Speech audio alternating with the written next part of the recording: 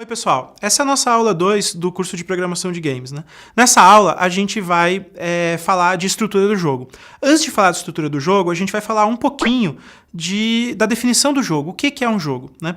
Essa discussão de o que é um jogo é uma discussão bem complicada, mais complexa do que parece.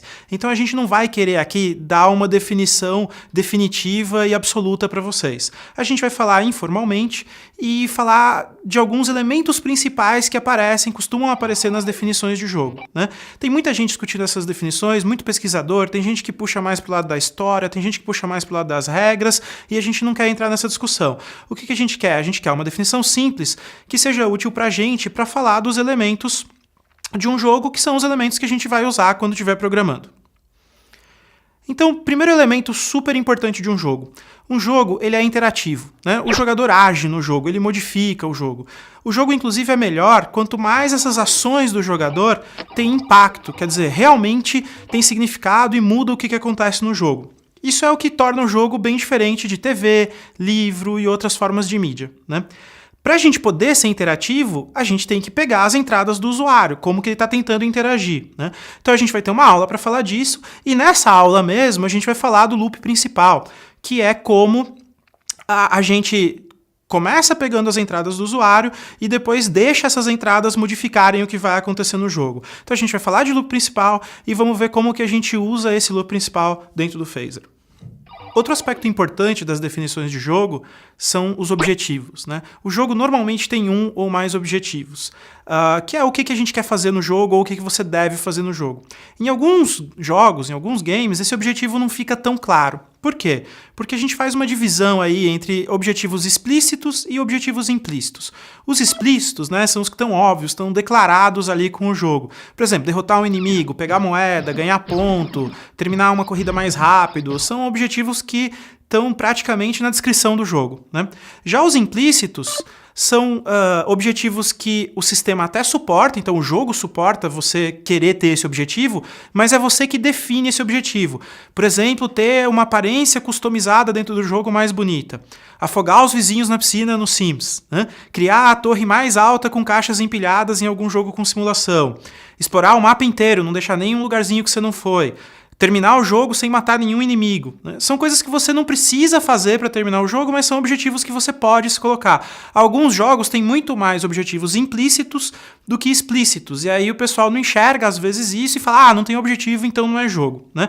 Mas a maioria dos jogos a gente pode dizer que tem objetivos. Os objetivos a gente define normalmente nas regras do jogo, pelo menos os explícitos, normalmente os implícitos também. Então a gente vai ter uma aula, penúltima aula do curso, que a gente vai falar de regras do jogo, né? Outro elemento são justamente as regras, né? As regras do jogo e as regras... Então, as regras do jogo é, por exemplo, quantos pontos vale alguma coisa, quanto de dano que a arma dá, né? Um outro tipo de regra que a gente define também são as regras do nosso mundo, né? Então a gente que define no jogo qual a velocidade que a gente cai, quão alto a gente pode pular, quão rápido a gente pode correr, né? Então a parte da simulação física do jogo também faz parte do que a gente está chamando de regras, e aí a gente vai ter aulas para falar disso, então vai ter aulas para a gente falar de colisão, de simulação física, de regras do jogo. Por fim, né, um último aspecto muito importante que é comum na maioria das definições de jogos são os desafios. Um jogo, né, normalmente apresenta algum desafio para você. Quais são os exemplos de desafios? Inimigos para você derrotar, plataformas para você pular, curvas para fazer num jogo de corrida. O tempo, às vezes, é o seu inimigo, né? Você tem que fazer mais rápido. Se não tivesse os desafios, atingir o objetivo não teria muita graça, seria muito fácil. Então, o desafio é uma das partes aí que dá a graça do jogo, né? Então a gente interage com o jogo através das regras para vencer os desafios e aí chegar nos objetivos, né? Tudo isso acaba trazendo a diversão do jogo. Então a gente descobrir quais são as regras, né? A gente vencer os desafios, atingir o que a gente tem, ganhar uma recompensa, tudo isso faz parte dos elementos que deixam o jogo divertido. Parece que essa é uma definição muito boa, mas na verdade ela não é muito suficiente, tá? Para definir um jogo como algo que é separado e único de outras atividades.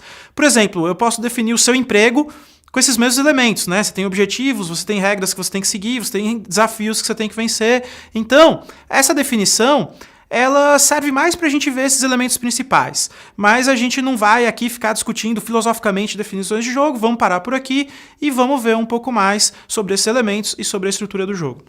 Além dessa definição que a gente viu, o curso de desenhos de jogos fala de várias outras formas de você descrever, de classificar os jogos, fala mais desses elementos. Então ele fala de estilos de jogo, ele fala até de modelos de negócio de jogo. Então é interessante vocês olharem isso até para conseguir conversar com o pessoal da área, numa entrevista, né, alguma coisa desse tipo. Mas aqui a gente não vai falar mais disso porque a gente quer focar na parte de programação, então vamos focar nesses elementos que a gente vai programar.